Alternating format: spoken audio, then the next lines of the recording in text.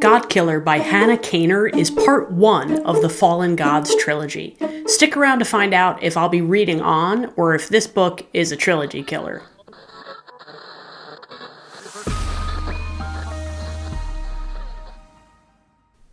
Hi, I'm Amanda, and this is Spineless Books, your one-stop shop for all things audiobook. I purchased Godkiller by Hannah Kaner well over a year ago, and for some reason I just never picked it up. I had heard excellent things, but I have this weird tendency to hold on to books that I think are going to be smash hits and save them for when I'm in a little bit of a reading lull. So after finishing a depressing nonfiction book, Isola, my last review, I decided maybe now was the time to pick it up. It turns out now may not have been the best time. I read pretty ferociously through the first third of the book, and then I kind of found my mind wandering through the rest of the story. The book is narrated by Kit Griffiths, who I really liked. She has sort of a garbly, gravelly British voice that I just sort of like the gruffness to it. There's kind of an everyman, or I guess every woman quality to her voice that I really find appealing in a narrator. It just immediately makes me feel like I'm on the ground with the characters. I found the beginning of the book really compelling. Early on we meet Kissin, and she's our Godkiller in this story. Now, she's had a pretty traumatic childhood, and we learn right away why it makes sense that she's a Godkiller. Her origin story was really cool, and it hooked me pretty quickly. She then meets a young noblewoman named Inara, and Inara is really odd in that she has a sort of similar origin story, but she's also bonded to a god. So when you put a god killer with a young girl bonded to a god, that's a weird combination, but it works. She really bonds with Inara, and she kind of puts herself on a quest to help her separate herself from Skedi, the god that she is bonded to. And when I say bonded, I mean like they can't move more than maybe 30 feet from each other without pain. So it's pretty intense. We later add a semi-retired knight named Ilugast, who just happens to be best friends with the king, to the trio. He sort of rounds out our core group. Now, he's retired in the sense that he's given up knighthood, but, his life as a baker has some things left to be desired. But when his friend Aaron the King comes calling, Ilugast rises to the occasion. So the three set off on a quest. They each have a goal. For Kissin and Inara, that goal is to separate Inara safely from Skedi. I would assume Kissin's goal is also to then kill Skedi, but Ilugast is looking to fulfill a promise to the king. The majority of the book is their journey. Now, tons of things happen along the way. There are some epic moments, there are some minor moments, but this is a really character-driven book.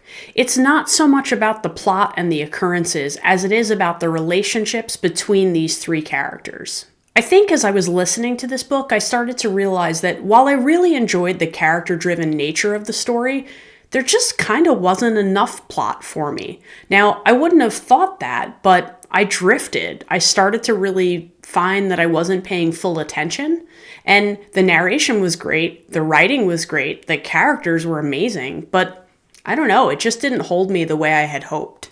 It's weird to finish a book and feel like you really liked it, but you also really didn't. Kaner's characters had a ton of depth. They're really well developed, they're really unique, and each one had a strong arc over the course of the story. I found myself equally invested in all three of the main characters, with Skedi sort of being a fourth. But I really cared what was going to go on with them, and I really cared what decisions they were going to make and how they were going to relate to each other. The character relationships really kept me going, but I don't know if I want to commit to 2 more books in this trilogy. Overall, I rated this book a 3.5, which I researched and found is just a little bit lower than the average rating on most sites. Now, I feel like if I could rate characters separately, I'd probably give them a 4.5. So that portion of the book really did it for me, but something about the plot just never got me. I noticed that each of the 2 remaining books in the trilogy grows in ratings. Book 2 is rated higher than Book 1, and Book 3 is rated higher than Book 2. So I would consider giving this book another try, maybe when there's less going on in my head, because there was something about it that kept me going through it. But when I wrapped it up, I just sort of felt like, I don't know, meh?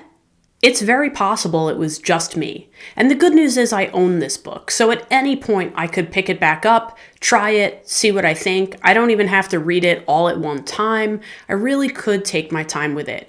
But I would love to hear from those of you who've read the whole trilogy or even just this first book. I'd love to hear what you love about it, what made you push through and continue through the entire trilogy, and honestly, if the trilogy is worth it. I could always just go right into book 2 and not worry about rereading book 1. I mean, I have a clear picture of what happened and who the characters are and where they ended up. But maybe I'm putting too much pressure on myself thinking I should reread it. Maybe it's okay to just move forward with it. I don't want to say this book is mediocre because truthfully that's not fair, but there was something about it for me that just didn't connect. But I would love to know what connected for you and what your thoughts are on books 2 and 3 of the series. If the ratings hold true for what people think and book 2 is even better and book 3 is even better than that, then maybe I do want to continue with this. But I would love your help in deciding. So maybe this one didn't nail it for me, but that's okay. And remember, you might love what I hate and hate what I love, so make your own opinion. But thanks for listening to mine. And please share yours with me on this one. I'd really love to hear what you think. While you do that, don't forget to like and subscribe. It really helps the channel. Thanks so much. I'll see you next time.